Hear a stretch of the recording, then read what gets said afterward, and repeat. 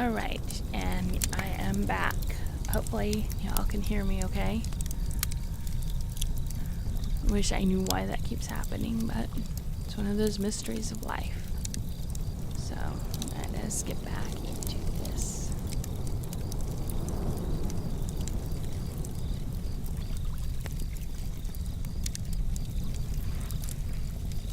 So Dorothy rewound his thought machinery, and while he was thinking, she decided to eat her dinner. Bellina was already pecking away at the cracks in the rocks to find something to eat, so Dorothy sat down and opened up her tin dinner pail. In the cover, she found a small tank that was full of very nice lemonade. It was covered by a cup, which might also, when removed, be used to drink the lemonade from. Within the pail were 3 slices of turkey, 2 slices of cold tongue, some lobster salad, 4 slices of bread and butter, a small custard pie, an orange, and 9 large strawberries, and some nuts and raisins. Singularly enough, the nuts in this dinner pail grew already cracked, so that Dorothy had no trouble in picking out their meats to eat. She spread the feast upon the rock beside her, and began her dinner, first offering some of it to Tick-Tock, who declined because, as he said, he was merely a machine. Afterwards she offered to share with Bellina, but the hen murmured something about dead things, and said she preferred her bugs and ants.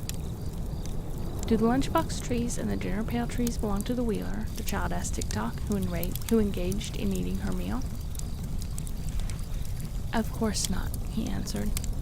"They belong to the royal family of Ev.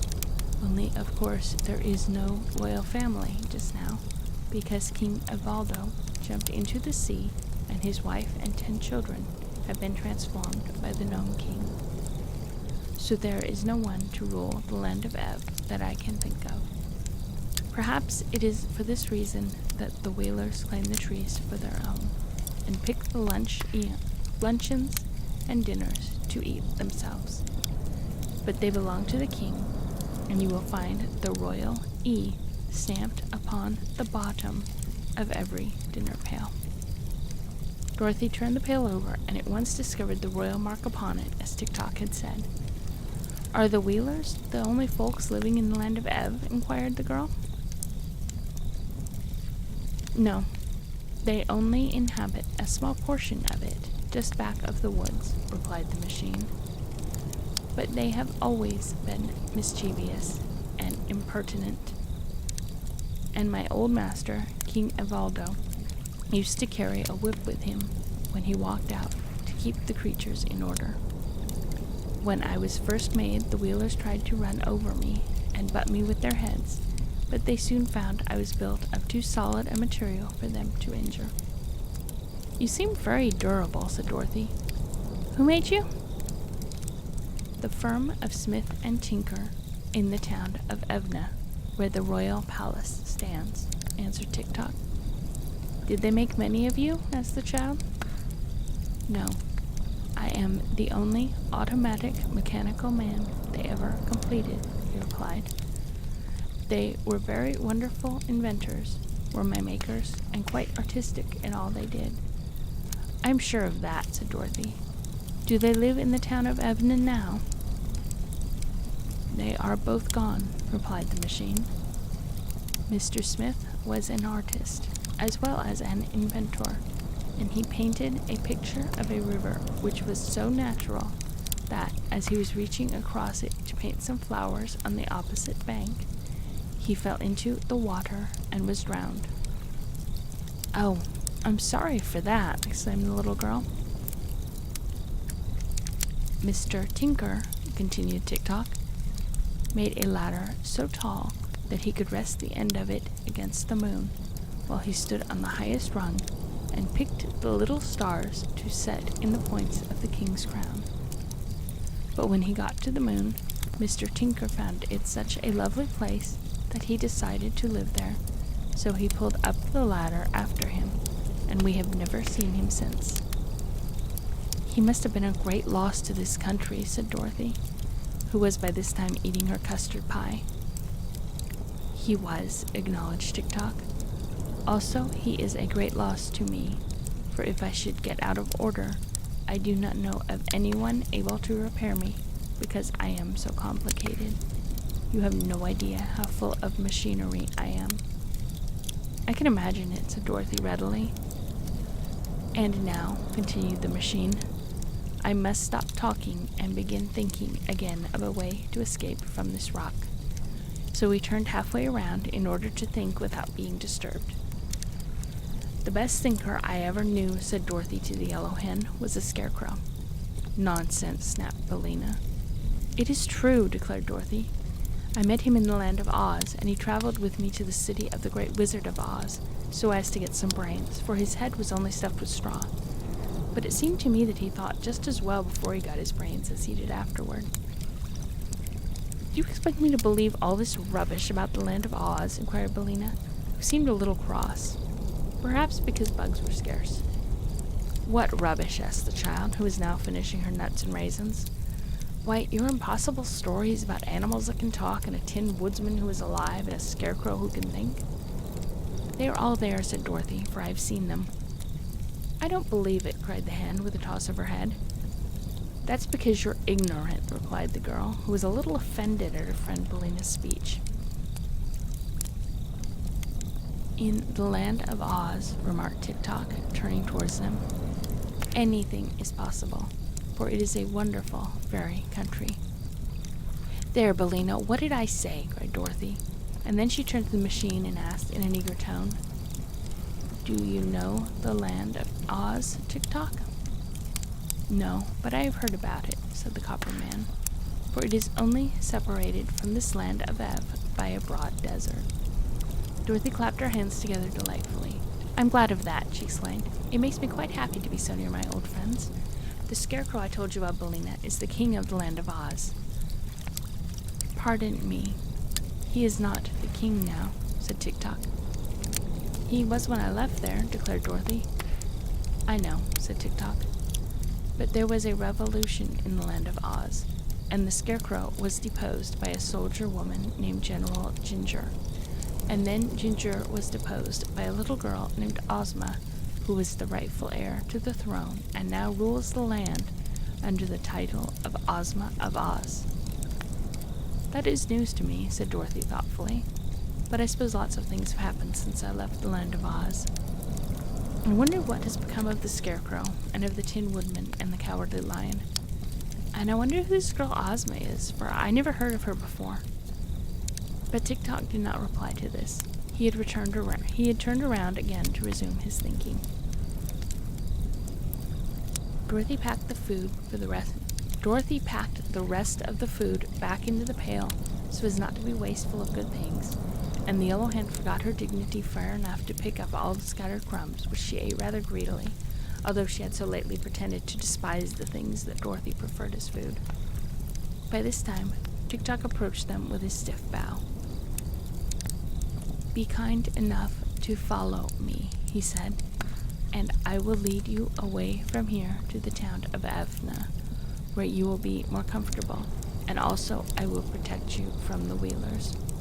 "All right," answered Dorothy promptly. "I'm ready."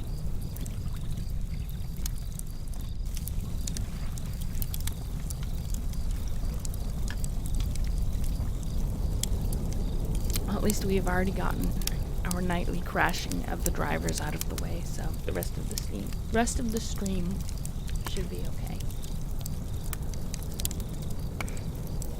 The heads of Langwidere. They walked slowly down the path between the rocks, Tik-Tok going first, Dorothy following, and the yellow hen trotting along last of all. At the foot of the path, the Copper Man leaned down and tossed aside with ease the rocks that encumbered the way. Then he turned to Dorothy and said, "Let me carry your dinner pail." She placed it in his right hand at once, and the copper fingers closed firmly around the stout handle. Then the little procession marched out upon the level sands. As soon as the three Wheelers who were guarding the mound saw them, they began to shout their wild cries and rolled swiftly towards the little group, as if to capture them or bar their way. But when the foremost had approached near enough, Tik-Tok swung the dinner pail and struck the Wheeler a sharp blow over its head with the queer weapon. Perhaps it did not hurt very much, but it made a great noise, and the Wheeler uttered a howl and tumbled over upon its side. The next minute it scrambled to its wheels and rolled away as fast as it could go, screeching with fear at the same time. "I told you they were harmless," began Tick-Tock, but before he could say more, another wheeler was upon them. Crack went the dinner pail against its head, knocking its straw hat a dozen feet away, and that was enough for this wheeler also. It rolled away after the first, and the third one did not wait to be pounded with the pail, but joined its fellows as quickly as its wheels would whirl. The yellow hen gave a cackle of delight, and flying to perch upon Tick-Tock's shoulders, she said, "Bravely done, my copper friend, and wisely thought of, too. Now we are free of those ugly creatures." But just then a large band of wheelers rolled from the forest, and relying upon their numbers to conquer, they advanced fiercely upon Tick-Tock. Dorothy grabbed Billina in her arms and held her tight, and the machine embraced the form of the little girl with his left arm, the better to protect her. Then the wheelers were upon them.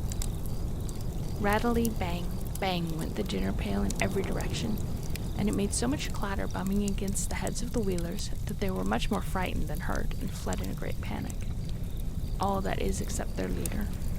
This wheeler had stumbled against another and fallen flat upon his back, and before he could get his wheels under him to rise again, Tick-Tock had fastened his copper fingers into the neck of the gorgeous jacket of his foe and held him fast.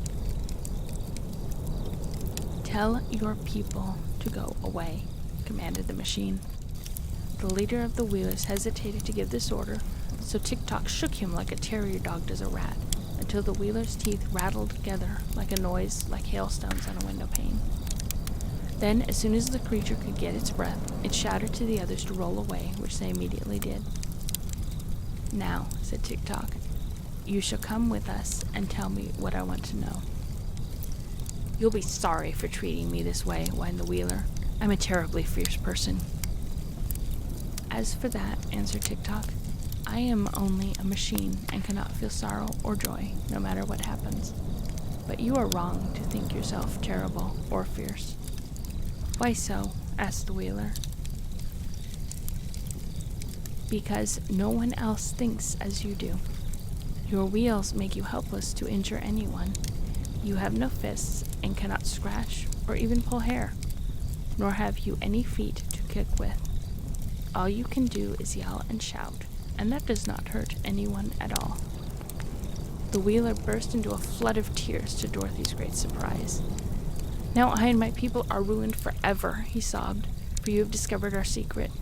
Being so helpless, our only hope is to make people afraid of us by pretending we are fierce and terrible, and writing in the sand warnings to beware the wheelers. Until now we had frightened everyone, but since you have discovered our weakness, our enemies will fall upon us and make us very miserable and unhappy." "Oh no," exclaimed Dorothy, who was sorry to see this beautifully dressed wheeler so miserable. "Tick-Tock will keep your secret, and so will Billina and I. Only you must promise not to frighten children any more if they come near you." "I won't, indeed I won't," promised the wheeler, ceasing to cry and becoming more cheerful.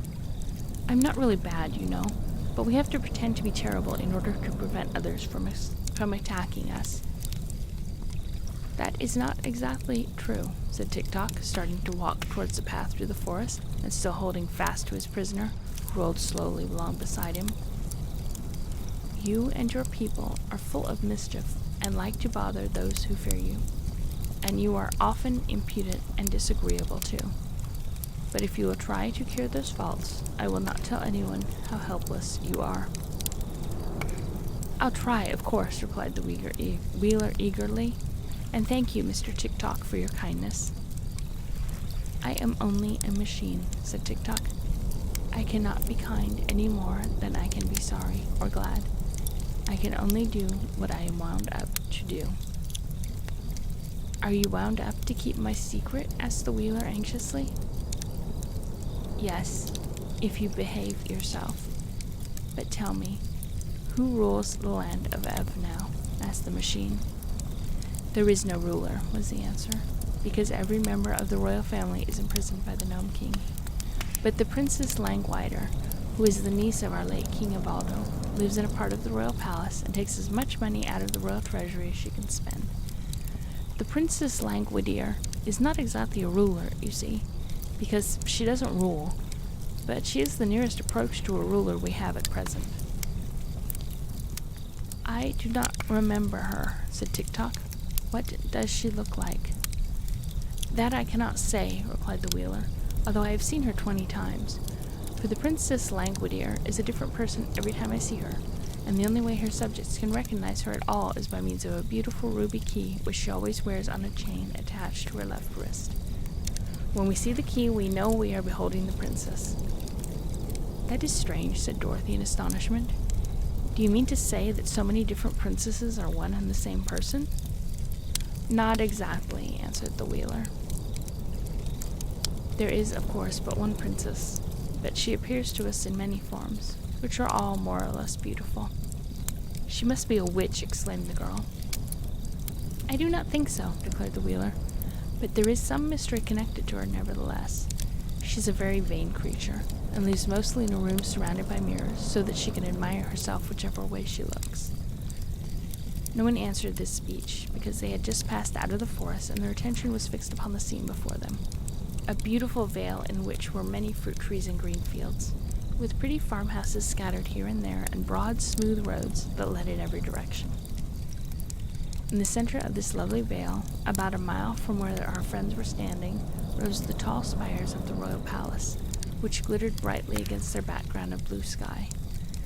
The palace was surrounded by charming grounds, full of flowers and shrubbery. Several tinkling fountains could be seen, and there were pleasant walks bordered by rows of white marble statuary.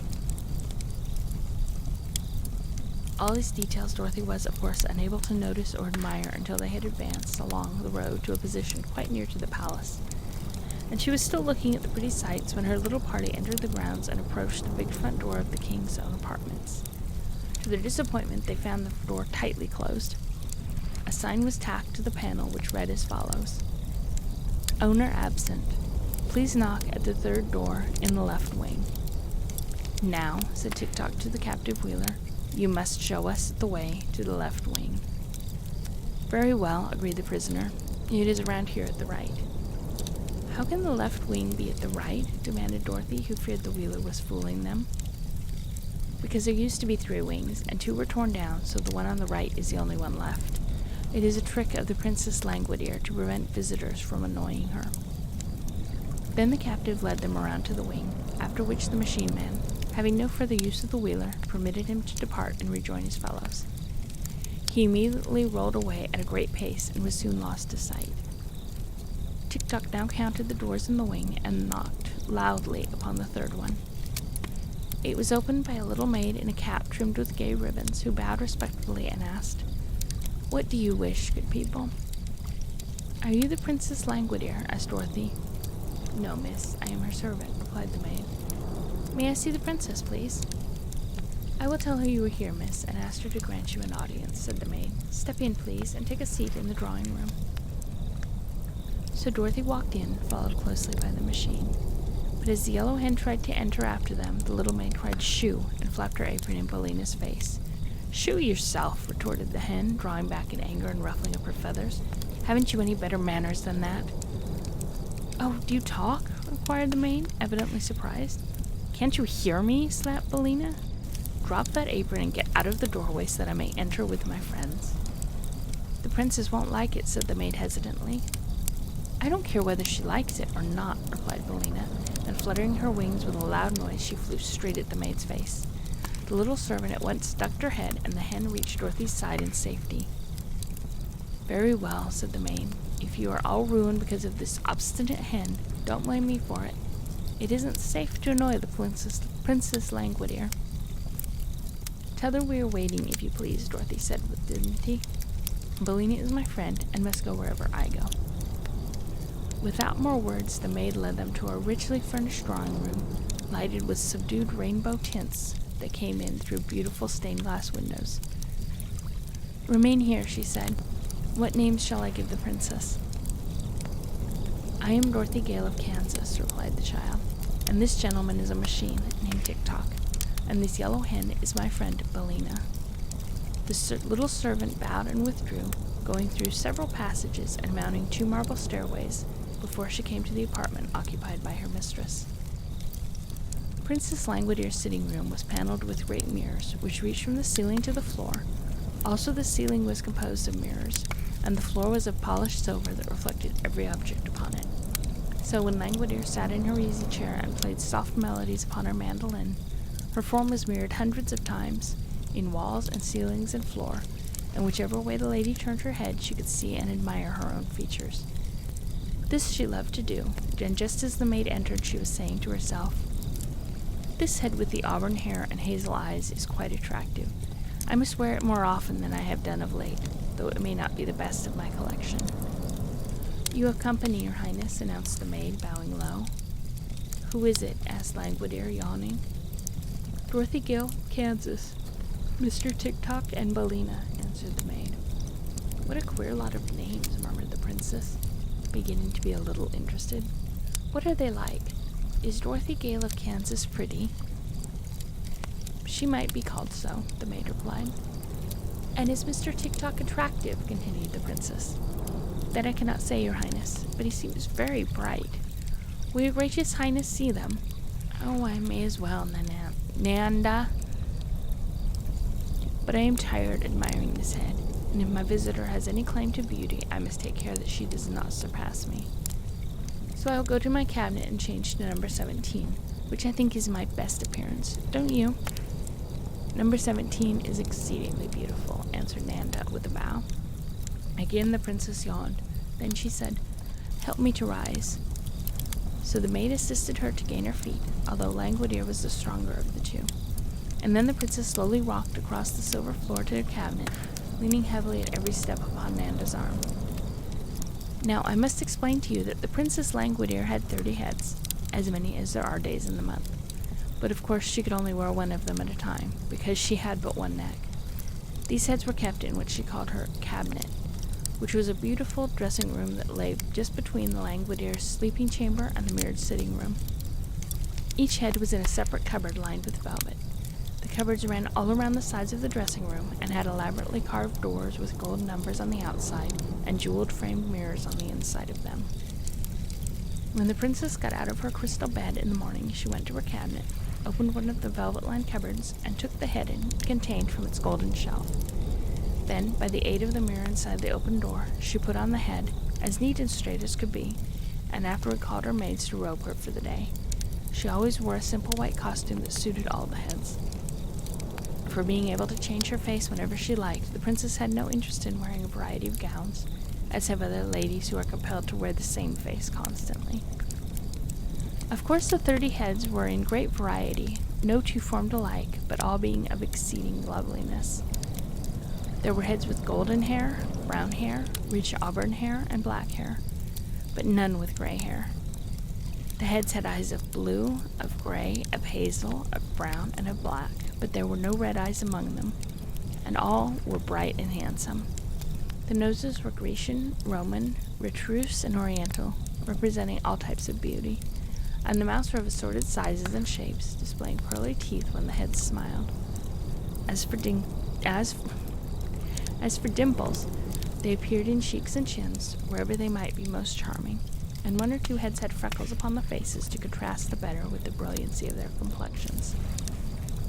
One key unlocked all the velvet cupboards containing these treasures. A curious key carved from a single blood-red ruby, and which was fastened to a strong but slender chain which the princess wore around her left wrist.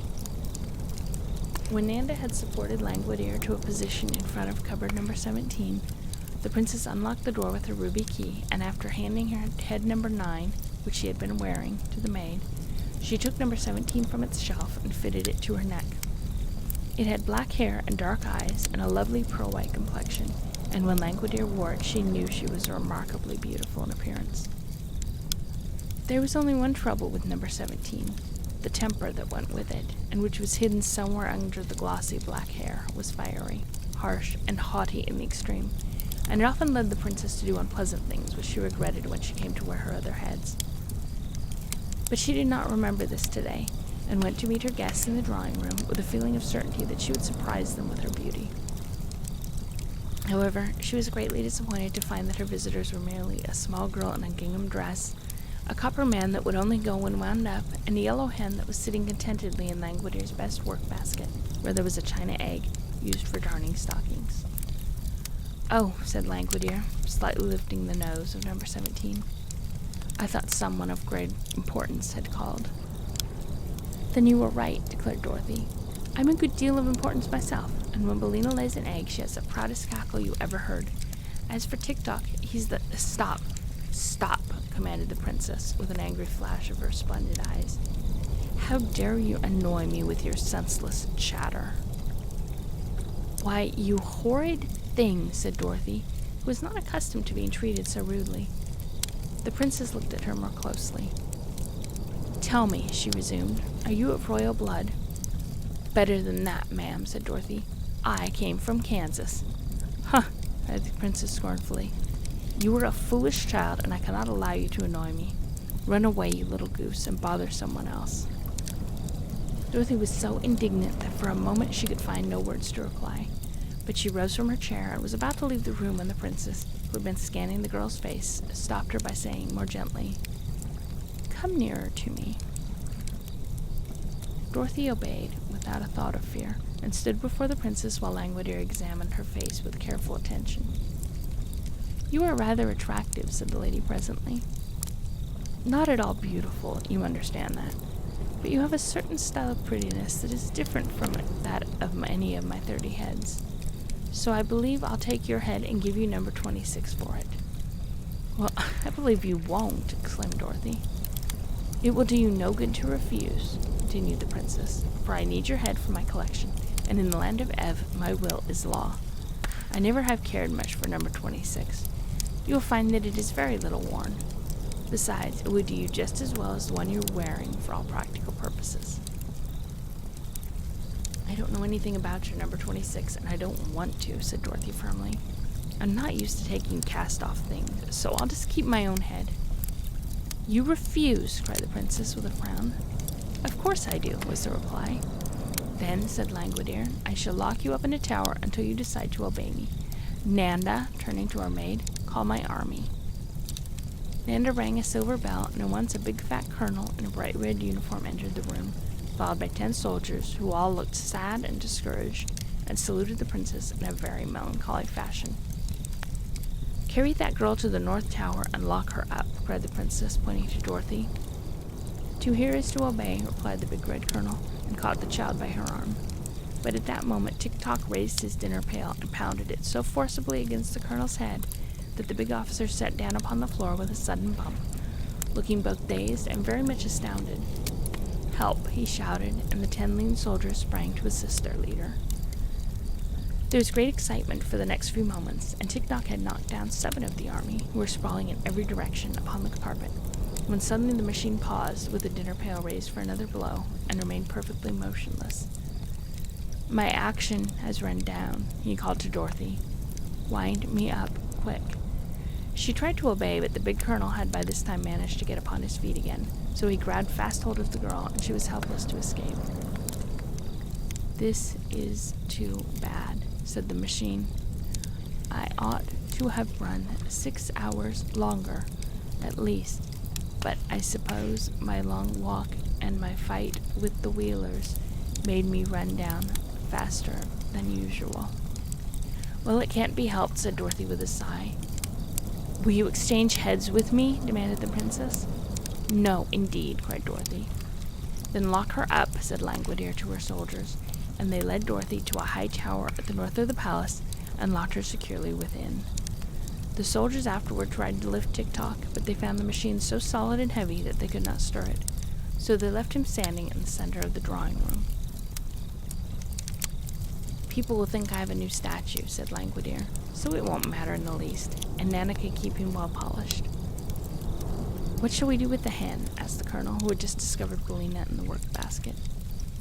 Put her in the chicken house, answered the princess. Someday I'll have her fried for breakfast. She looks rather tough, your highness, said Nanda doubtfully. That is a base slander, cried Billina, struggling frantically in the colonel's arms. But the breed of chickens I come from is said to be poison to all princesses. Then, remarked Langwidere, I will not fry the hen, but keep her to lay eggs, and if she doesn't do her duty, I'll have her drowned in the horse trough. It's good to see that this book is keeping the violent traditions of the Wizard of Oz. Just killing people and drowning people and apparently taking their heads.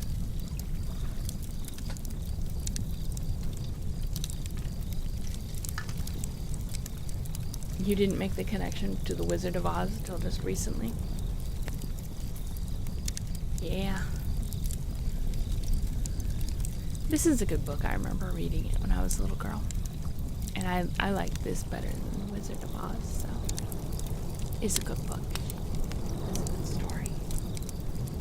I mean, any land where lunch pails grow on trees is good land, right?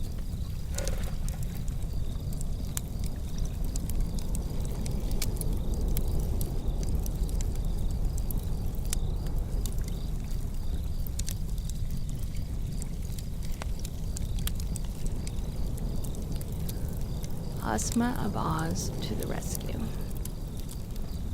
Nanda brought Dorothy bread and water for her supper, and she slept upon a hard stone couch with a single pillow and a silken coverlet.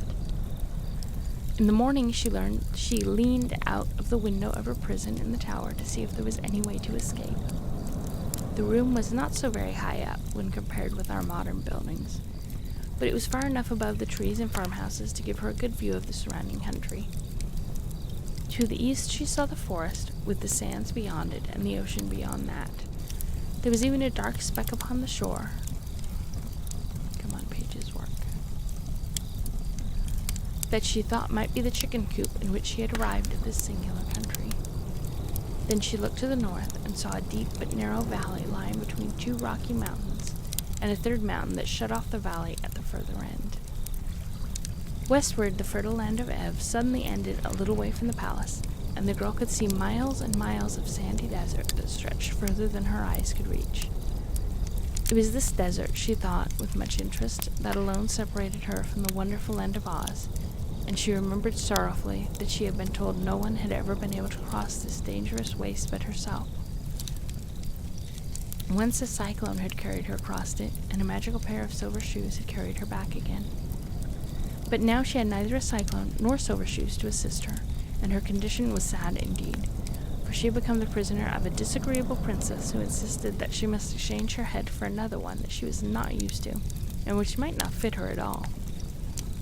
Really, there seemed no hope of help for her from her old friends in the land of Oz. Thoughtfully she gazed upon her narrow window. On all the desert, not a living thing was stirring. Wait, though. Something surely was stirring on the desert. Something her eyes had not observed at first. Now it seemed like a cloud. Now it seemed like a spot of silver. But it seemed to be a mass of rainbow colors that moved swiftly towards her.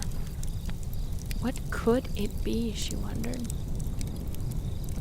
Then gradually, but in a brief space of time nevertheless, the vision drew near enough to Dorothy to make out what it was. A broad green carpet was unrolling itself upon the desert, while advancing across the carpet was a wonderful procession that made the girl open her eyes in amazement as she gazed. First came a magnificent golden chariot, drawn by a great lion and an immense tiger, who stood shoulder to shoulder and trotted along as gracefully as a well-matched team of thoroughbred horses. And standing upright within the chariot was a beautiful girl clothed in flowing robes of silver gauze and wearing a jeweled diadem upon her dainty head.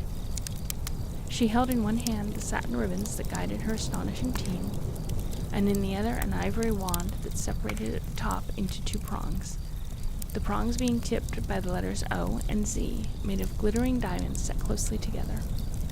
The girl seemed neither older nor larger than Dorothy herself, and at once the prisoner in the tower guessed that the lovely driver of the chariot must be that Ozma of Oz of whom she had so lately heard from Tik-Tok.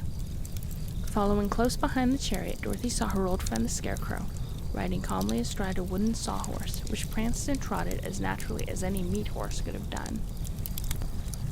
And then came Nick Chopper, the Tin Woodsman, with his funnel-shaped cap tipped carelessly over his left ear, his gleaming axe over his right shoulder, and his whole body sparkled as brightly as it had ever done in the old days when first she knew him. The Tin Woodsman was on foot, marching at the head of a company of 27 soldiers, of whom some were lean, and some fat, and some short, and some tall, but all the 27 were dressed in handsome uniforms of various designs and colors, no two being alike in any respect. Behind the soldiers, the green carpet rolled itself up again, so that there was always just enough of it for the procession to walk upon, in order that their feet might not come in contact with the deadly, life-destroying sands of the desert. Dorothy knew at once it was a magic carpet she beheld, and her heart beat high with hope and joy as she realized she was soon to be rescued and allowed to greet her dearly loved friends of Oz, the Scarecrow, the Tin Woodman, and the Cowardly Lion. Indeed, the girl felt herself as good as rescued as soon as she recognized those in the procession, for she knew well the courage and loyalty of her old comrades, and also believed that any others who came from their marvelous country would prove to be pleasant and reliable acquaintances. As soon as the last bit of desert was passed and all the procession, from the beautiful and dainty Ozma to the last soldier, had reached the grassy meadows of the land of Ev, the magic carpet rolled itself together and entirely disappeared. Then the chariot driven by her lion and tiger driver turned her lion and tiger into a broad roadway leading up to the palace, and the others followed, while Dorothy still gazed from her tower window in eager excitement. They came quite close to the front door of the palace and then halted, the Scarecrow dismounting from his sawhorse to approach the sign fastened to the door, that he might read what it said. Dorothy, just above him, could keep silent no longer. "Here I am," she shouted loudly as she could. "Here's Dorothy." "Dorothy who?" asked the Scarecrow, tipping his head to look upward until he nearly lost his balance and tumbled over backward. "Dorothy Gale, of course, your friend from Kansas," she answered. "Why, hello, Dorothy," said the Scarecrow. "What in the world are you doing up there?" "Nothing," she called down, "because there's nothing to do. Save me, my friend, save me." "You seem to be quite safe now," replied the Scarecrow. "But I'm a prisoner. I'm locked in so that I can't get out," she pleaded. "That's all right," said the Scarecrow. "You might be worse off, little Dorothy. Just consider the matter. You can't get drowned, or be run over by a wheeler, or fall out of an apple tree. Some folks would think they were lucky to be up there." "Well, I don't," declared the girl, "and I want to get down immediately and see you and the Tin Woodsman and this Cowardly Lion." "Very well," said the Scarecrow, nodding. "It shall be just as you say, little friend. Who locked you up?" "The Princess Langwidere, who is a horrid creature," she answered. At this, Ozma, who had been listening carefully to the conversation, called to Dorothy from her chariot, asking, "Why did the princess lock you up, my dear?" "Because," exclaimed Dorothy, "I wouldn't let her have my head for her collection and take an old cast-off head in exchange for it." "I do not blame you," exclaimed Ozma promptly. "I will see the princess at once and oblige her to liberate you." "Oh, thank you very much," cried Dorothy, who, as soon as she heard the sweet voice of the girlish ruler of Oz, knew that she would soon learn to love her dearly. Ozma now drove her chariot around to the third door of the wing, upon which the Tin Woodsman boldly proceeded to knock.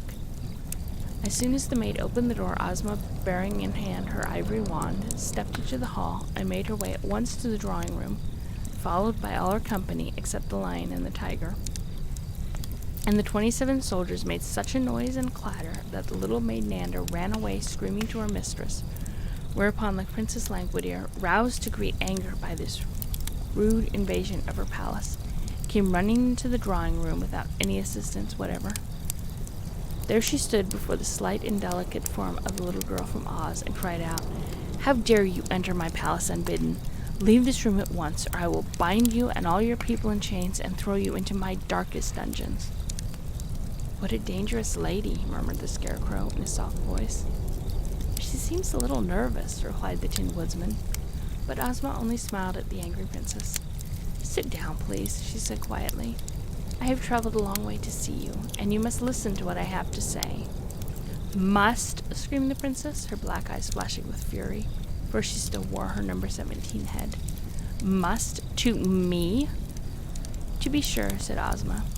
"I am ruler of the land of Oz, and am powerful enough to destroy all your kingdom if I so wish.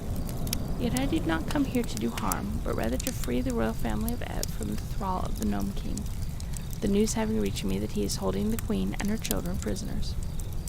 Hearing these words, Langwidere suddenly became quiet.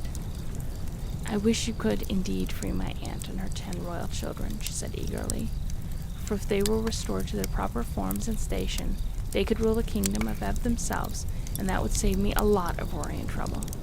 At present, there are at least 10 minutes every day that I must devote to affairs of state, and I would like to be able to spend my whole time in admiring my beautiful heads." Then we will presently discuss this matter, said Ozma, and try to find a way to liberate your aunt and cousins. But first, you must liberate another prisoner, the little girl you have locked up in your tower. Of course, said Langwidere readily. I had forgotten all about her. That was yesterday, you know, and a princess cannot be expected to remember today what she did yesterday. Come with me, and I will release the prisoner at once. So Ozma followed her, and they passed up the stairs that led to the room in the tower. While they were gone, Ozma's followers remained in the drawing room, and the Scarecrow was leaning against a form that he had mistaken for a copper statue when a harsh metallic voice said suddenly in his ear, Get off my foot, please. You are scratching my polish. Oh, excuse me, he replied, hastily drawing back. Are you alive? No, said Tick-Tock. I am only a machine, but I can think and speak and act when I am properly wound up. Just now, my action is run down, and Dorothy has the key to it. That's all right, replied the Scarecrow. Dorothy will soon be free, and then she'll attend to your works. But it must be a great misfortune not to be alive. I'm sorry for you. Why? asked Tick-Tock. Because you have no brains as I have, said the Scarecrow. Oh, yes, I have, returned Tick-Tock. I am fitted with Smith & Tinker's improved combination steel brains. They are what make me think. What sort of brains are you fitted with? I don't know, admitted the Scarecrow. They were given to me by the Great Wizard of Oz, and I didn't get a chance to examine them before he put them in. But they work splendidly, and my conscience is very active. Have you a conscience? No, said Tick-Tock. And no heart, I suppose, added the Tin Woodsman, who had been listening with interest to this conversation. No, said Tick-Tock. Then, continued the Tin Woodsman, I regret to say that you are greatly inferior to my friend the Scarecrow and to myself. For we are both alive, and he has brains which do not need to be wound up, while I have an excellent heart that is continuously beating in my bosom. I congratulate you, replied Tick-Tock. I cannot help being your inferior, for I am a mere machine. When I am wound up, I do my duty by going just as my machinery is made to go. You have no idea how full of machinery I am. I can guess, said the Scarecrow, looking at the machine man curiously. Someday I'd like to take you apart and see just how you are made. Do not do that, I beg of you, said Tick-Tock, for you could not put me together again, and my usefulness would be destroyed. Oh, are you useful? Asked the Scarecrow, surprised. Very, said Tick-Tock. In that case, the Scarecrow kindly promised, I won't fool with your interior at all, for I am a poor mechanic and might mix you up. Thank you, said Tick-Tock. Just then Ozma re-entered the room, leading Dorothy by the hand and followed closely by the Princess Langwidere. Drop Bear, hi! And Fenmil, hi! Hello, friends. I'm glad you could join us for reading this book.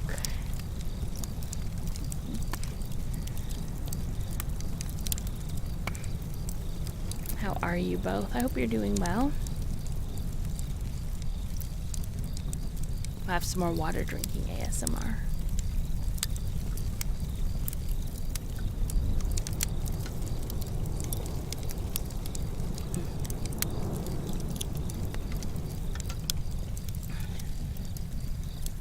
I'm glad you're doing well. I'm feeling okay. I'm suddenly tired, and I don't know why, but I'm going to keep going. So I'm almost halfway through this book. I can do it. Yeah, I can do this. The Hungry Tiger. The first thing Dorothy did was to rush into the embrace of the Scarecrow, whose painted face beamed with delight as she pressed her form to his straw-padded bosom. Then the Tin Woodman embraced her, very gently, for he knew his tin arms might hurt her if he squeezed too roughly. These greetings having been exchanged, Dorothy took the key to Tick-Tock from her pocket and ran at the machine man's action, so that he could bow properly when introduced to the rest of the company. While doing this, she told him how useful Tick-Tock had been to her. Both the Scarecrow and the Tin Woodman shook hands with the machine once more and thanked him for protecting their friends. Then Dorothy asked, "Where's Billina?" "I don't know," said the Scarecrow. "Who is Billina?" "She's a yellow hen who is another friend of mine," answered the girl anxiously. "I wonder what has become of her." "She's in the chicken house in the backyard," said the princess. "My drawing room is no place for hens." Without waiting to hear more, Dorothy ran to get Billina, and just outside the door she came upon the Cowardly Lion, still hitched to the chariot beside the great tiger. The Cowardly Lion had a big bow of blue ribbon fastened to the long hair between his ears, and the tiger wore a bow of red ribbon on his tail, just in front of the bushy end. In an instant, Dorothy was hugging the huge lion joyfully. "I'm so glad to see you again," she cried. "I am also glad to see you, Dorothy," said the lion. "We had some fine adventures together, haven't we?" "Yes, indeed," she replied. "How are you?" "As cowardly as ever," the beast answered in a meek voice. "Every little thing scares me and makes my heart beat fast. But let me introduce you to a new friend of mine, the Hungry Tiger." "Oh, are you hungry?" she asked, turning to the other beast, who was just then yawning so widely that he displayed 2 rows of terrible teeth and a mouth big enough to startle anyone. "Dreadfully hungry," answered the tiger, snapping his jaws together with a fierce click. "Then why don't you eat something?" she asked. "It's no use," said the tiger sadly. "I've tried that, but I always get hungry again." "Why, it is the same with me," said Dorothy, "yet I keep on eating." "But you eat harmless things, so it doesn't matter," replied the tiger. "For my part, I'm a savage beast and have an appetite for all sorts of poor little living creatures, from chipmunk to fat babies." "How dreadful," said Dorothy. "Isn't it, though?" returned the Hungry Tiger, licking his lips with a long red tongue. "Fat babies. Don't they sound delicious? But I've never eaten any, because my conscience tells me it is wrong. But if I had no conscience, I would probably eat the babies and then get hungry again, which would mean I had sacrificed the poor babies for nothing. No, hungry I was born, and hungry I shall die, but I'll not have any cruel deeds on my conscience to be sorry for." "I think you are a very good tiger," said Dorothy, patting the huge head of the beast. "In that you are mistaken," was the reply. "I am a good beast, perhaps, but a disgracefully bad tiger. For it is the nature of tigers to be cruel and ferocious, and in refusing to eat harmless living creatures, I am acting as no good tiger has ever before acted. That is why I left the forest and joined my friend the Cowardly Lion." "But the lion is not really cowardly," said Dorothy. "I have seen him act as bravely as can be." "All a mistake, my dear," protested the lion gravely. "To others I may have seemed brave, at times, but I have never been in any danger that I was not afraid." "Nor I," said Dorothy truthfully. "But I must go and set free Billina, and then I will see you again." She ran around to the backyard of the palace, and soon found the chicken house being guided to it by a loud cackling and crowing, and a distracting hubbub of sounds such as chickens make when they are excited.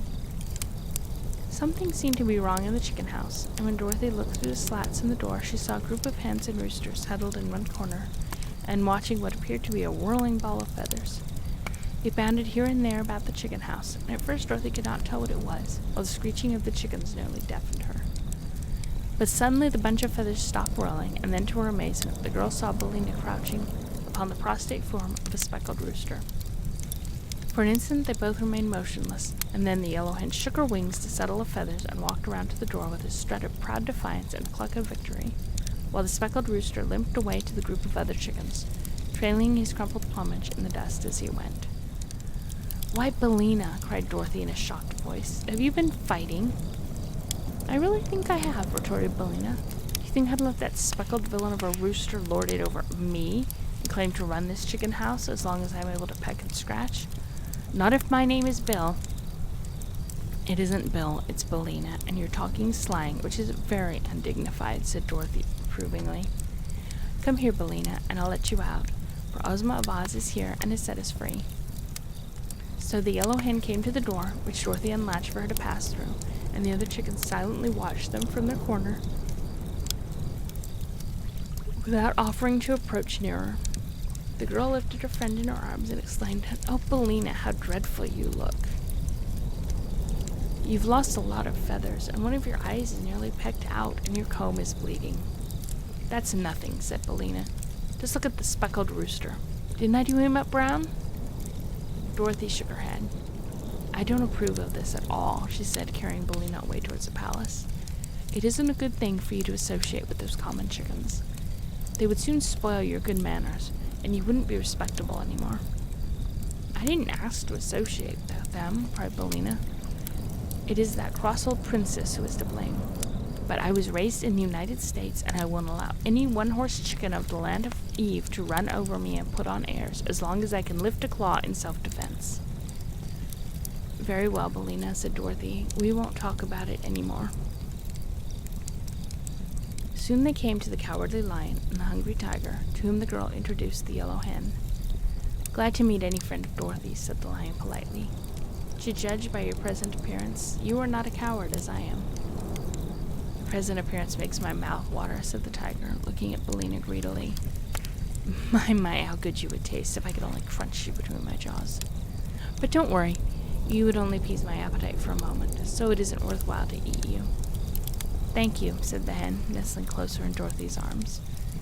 "Besides, it wouldn't be right," continued the tiger, looking steady at Bellina and clicking his jaws together. "Of course not," cried Dorothy hastily. "Bellina is my friend, and you mustn't ever eat her in any circumstances." "I'll try to remember that," said the tiger, "but I'm a little absent-minded at times." Then Dorothy carried her pet into the drawing room of the palace, where Tik-Tok, being invited to do so by Ozma, had seated himself between the Scarecrow and the Tin Woodsman. Opposite to them sat Ozma herself and the Princess Langwidere, and beside them there was a vacant chair for Dorothy. Around this important group was ranged the army of Oz, and Dorothy looked at the handsome uniforms of the 27, and she said, "Why, they seem to all be officers." "They are all except one," answered the Tin Woodsman. "I have in my army 8 generals, 6 colonels, 7 majors, and 5 captains, besides 1 private for them to command. I'd like to promote the private, for I believe no private should ever be in public life, and I've also noticed that officers usually fight better and are more reliable than common soldiers. Besides, the officers are more important looking and lend dignity to our army." "No doubt you are right," said Dorothy, seating herself beside Ozma. "And now," announced the girlish ruler of Oz, "we will hold a solemn conference to decide the best manner of liberating the royal family of this fair land of Ev from their long imprisonment."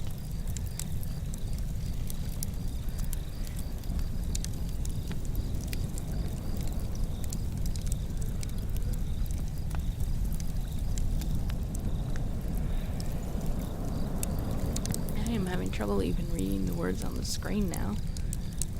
I don't know what is wrong with me, that I am so tired. Can I make it bigger? Whoa, too big. Okay. I will try to get through one more chapter, at least. The Royal Family of Ev. The Tin Woodman was the first to address the meeting. "To begin with," said he, "a word came to our noble and illustrious ruler, Ozma of Oz, that the wife and 10 children, 5 boys and 5 girls, of the former king of Ev, by name Evaldo, have been enslaved by the Gnome King and are held prisoners in his underground palace. Also that there was no one in Ev powerful enough to release them. Naturally, our Ozma wished to undertake the adventure of liberating the poor prisoners, but for a long time she could find no way to cross the great desert between the 2 countries. Finally, she went to a friendly sorceress of our land named Glinda the Good, who heard the story and at once presented Ozma a magic carpet which would continually unroll beneath our feet and so make a comfortable path for us to cross the desert. As soon as she had received the carpet, our gracious ruler ordered me to assemble our army, which I did. You behold in these bold warriors the pick of the finest soldiers of Oz, and if we are obliged to fight the Gnome King, every officer as well as the private will battle fiercely unto death." Then Tik-Tok spoke. "Why should you fight the Gnome King?" he asked. "He has done no wrong." "No wrong?" cried Dorothy. "Isn't it wrong to imprison a queen mother and her 10 children?" "They were sold to the Gnome King by King Evaldo," replied Tik-Tok. "It was the King of Ev who did wrong. And when he realized what he had done, he jumped into the sea and drowned himself. "This is news to me," said Ozma thoughtfully. "I had supposed the Gnome King was all to blame in the matter, but in any case, he must be made to liberate the prisoners." "My uncle Evaldo was a very wicked man," declared the Princess Languideer. "If he had drowned himself before he sold his family, no one would have cared. But he sold them to the powerful Gnome King in exchange for a long life, and afterward destroyed the life by jumping into the sea." "Then," said Ozma, "he did not get the long life, and the Gnome King must give up the prisoners. Where are they confined?" "No one knows exactly," replied the princess. "For the king, whose name is Rockwat of the Rocks, owns a splendid palace underneath the great mountain which is at the north end of his kingdom, and he has transformed the queen and her children into ornaments and bric-a-brac with which to decorate his rooms." "I'd like to know," said Dorothy, "who this Gnome King is." "I will tell you," replied Ozma. "He is said to be the ruler of the underground world, and commands the rocks and all that the rocks contain. Under his rule are many thousands of the gnomes, who are queerly shaped but powerful sprites that labor at the furnaces and forges of their king, making gold and silver and other metals which they conceal in the crevices of the rocks, so that those living upon the earth's surface can only find them with great difficulty. Also they make diamonds and rubies and emeralds, which they hide in the ground, so that the kingdom of the gnomes is wonderfully rich. And all we have of precious stones and silver and gold is what we take from the earth and rocks where the Gnome King has hidden them." "I understand," said Dorothy, nodding her little head wisely. "For the reason that we often steal his treasures," continued Ozma, "the ruler of the underground world is not fond of those who live upon the earth's surface and never appears among us. If we wish to visit King Rockwat of the Rocks, we must visit his own country, where he is all-powerful, and therefore it will be a dangerous undertaking."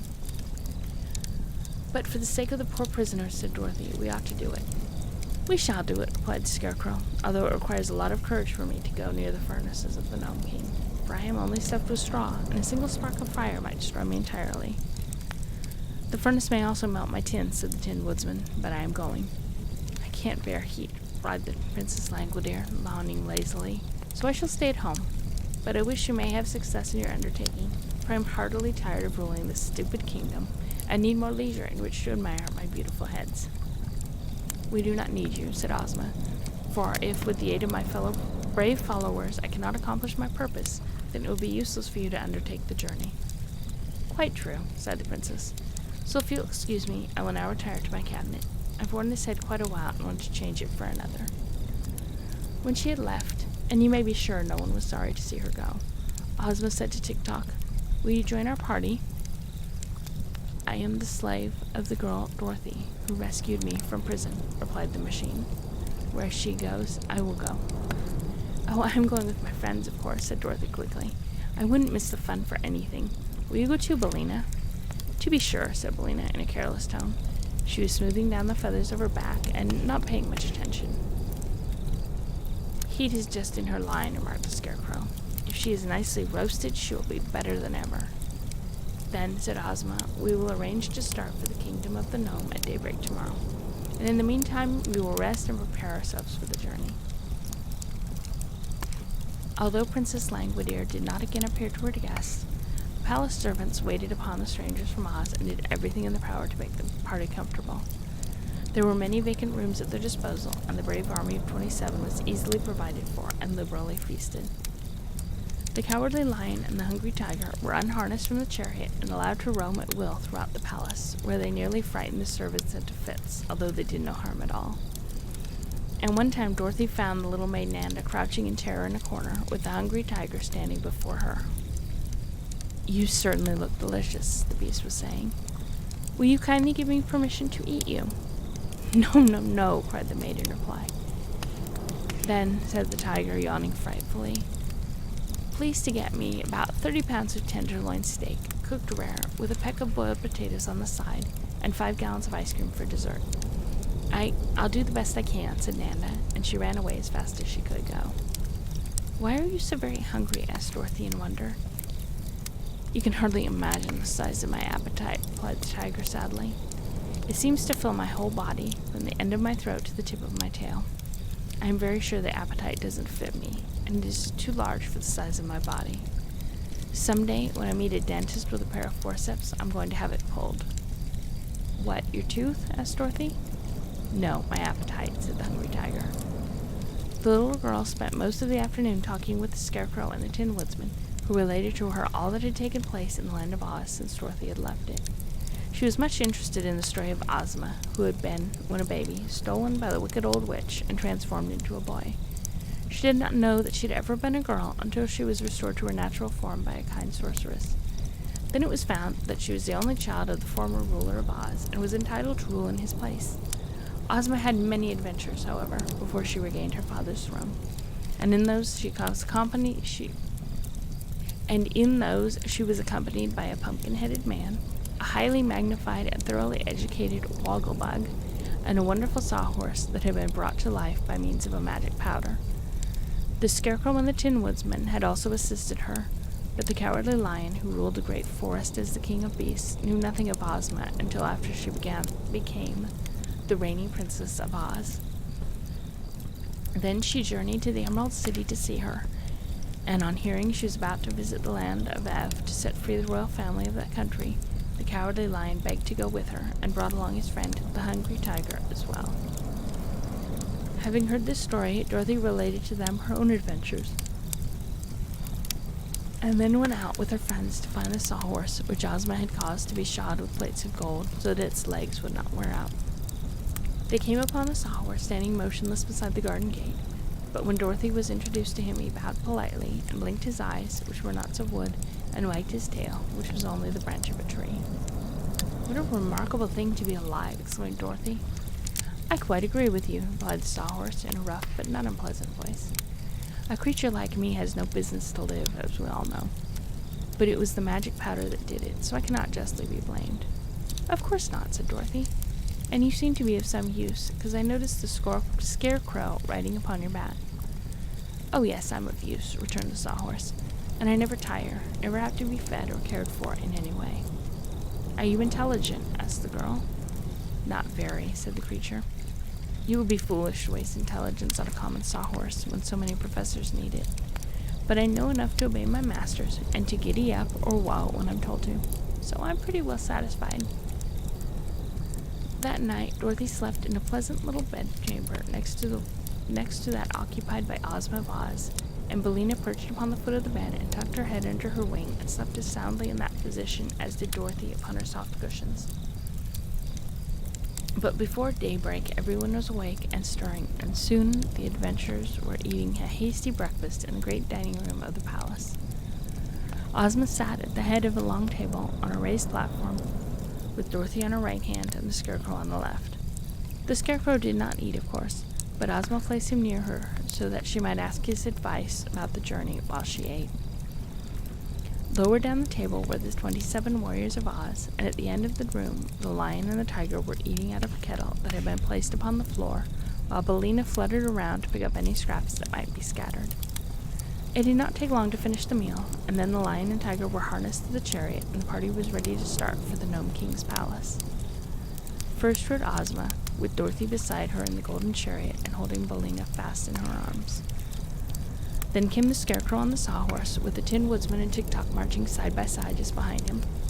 After these tramped the army, looking brave and handsome in their splendid uniforms. The generals commanded the colonels, and the colonels commanded the majors, and the majors commanded the captains, and the captains commanded the private, who marched with an air of proud importance because it required so many officers to give him his orders. And so the magnificent procession left the palace and started along the road just as day was breaking, and by the time the sun came out, they had made good progress towards the valley that led to the Gnome King's domain. I think that is going to be it for tonight, because my little eyeballs are trying to close while I'm reading, and it's very hard to read with your eyes closed. Just letting you know. I really had hoped to make it through this book.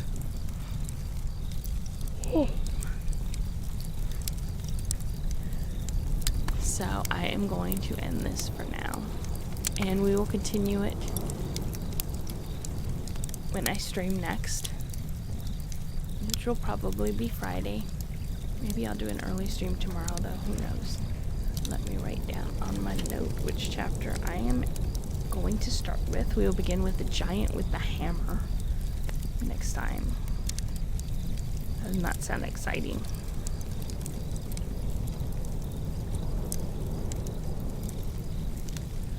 Okay, there we go. And again, thank you all for hanging out. Despite our little bump where my image drivers once again crashed and took OBS with it. And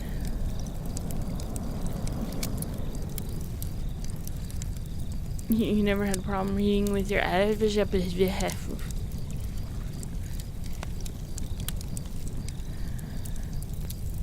Let me see who is online that we can go and raid.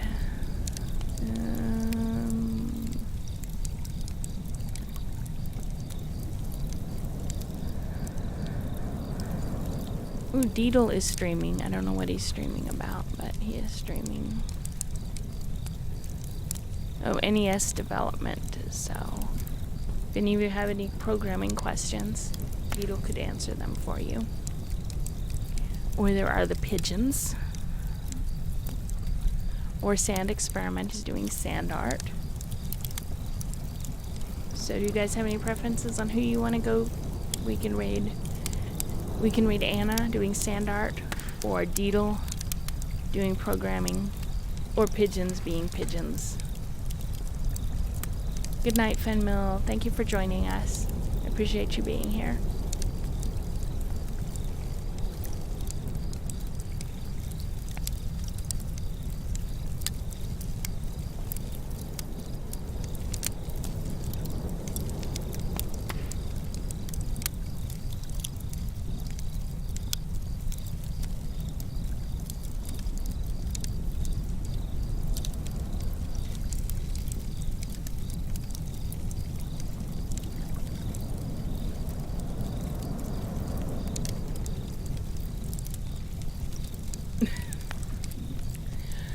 Alright, I am going to raid Anna then. We will visit Sand Experiment with her sand art.